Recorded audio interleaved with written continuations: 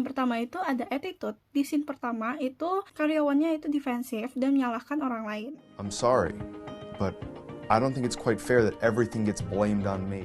Sedangkan di scene kedua itu karyawannya lebih tenang, dewasa, dan juga mau memperbaiki kesalahan. I'm sorry. I know I haven't been doing my best. Lalu yang kedua itu ada komunikasi. Di scene pertama, karyawannya itu mencari pembenaran seperti saat berbicara everybody know that. I'm a good employee and I work hard. Everybody here knows that. Di scene kedua itu komunikasi dengan jelas dan sopan. I understand that and I really do want to do a better job. Lalu yang ketiga itu integrity, yang di scene pertama itu tidak mau mengakui kesalahan, sedangkan di scene kedua itu mau mengakui kesalahan, bertanggung jawab, dan jujur akan keadaannya, serta atasannya itu mencari solusi. I think if I could just have a couple days to catch up, I could come back to work much more focused. Alright, that sounds reasonable. Why don't you put in for 2 personal days and I'll sign off on it. Dan yang terakhir itu adalah karakteristik. Karakteristik di scene pertama itu adanya ego tinggi dan merasa paling benar. Sedangkan di scene kedua itu rendah hati, humble, dewasa, dan mau bertanggung jawab. Jadi untuk yang poin productivity itu kita ngeklaim bahwa diri kita tuh adalah karyawan baik, tapi lalai akan tugasnya itu kan nggak boleh ya. Nah untuk yang kedua adalah kita tetap fokus menyelesaikan pekerjaan sesuai jadwal.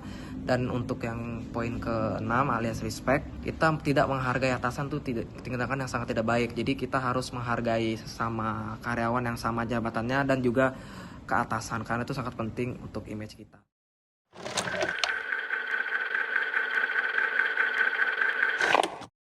Apa akibatnya bila unsur-unsur professional ethics yang muncul itu dilanggar?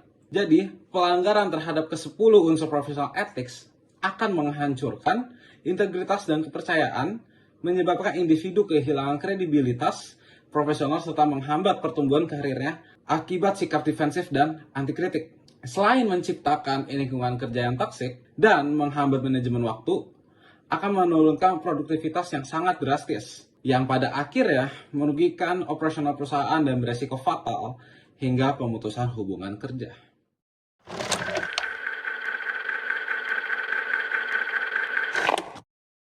Penerapan etika profesional seperti komunikasi yang baik, manajemen waktu, tanggung jawab, dan penetapan prioritas membantu menciptakan hubungan kerja yang sehat dan efektif. Sikap terbuka dalam menyampaikan kendala serta menawarkan solusi dapat mencegah kesalahpahaman, meningkatkan kepercayaan, dan menjaga produktivitas.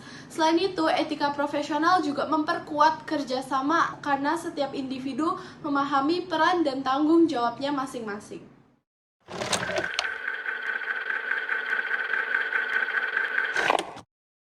Jadi di video tersebut memberikan pemahaman bahwa keberhasilan menyelesaikan masalah di lingkungan kerja sangat dipengaruhi oleh cara berkomunikasi antara atasan dan bawahan. Dari situasi yang ditampilkan, dapat dipelajari bahwa sikap tenang, terbuka, dan mau mendengarkan membuat diskusi berjalan lebih lancar dan menghasilkan solusi yang lebih baik.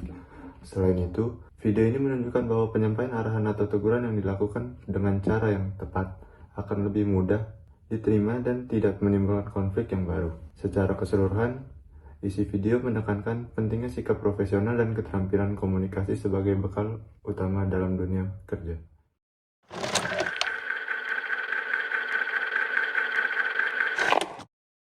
Jadi, bila kami menghadapi situasi yang terjadi seperti di video tersebut, maka hal pertama yang seharusnya kami lakukan adalah membuat weekly planning ataupun daily planning untuk mencegah pekerjaan atau tugas tidak tertera atau melewati deadline.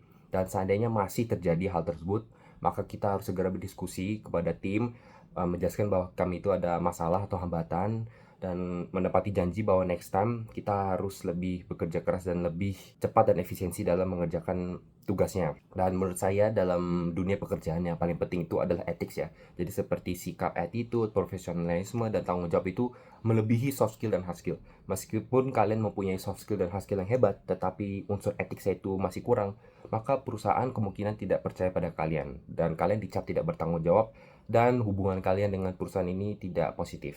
Jadi ingatlah, jika kalian mengalami situasi ini, teruslah berkomunikasi dan carilah pekerjaan atau tugas mana yang lebih urgent atau lebih important dilakukan. Sekian, terima kasih. Kami dari kelompok 3 akan cabut. Dah.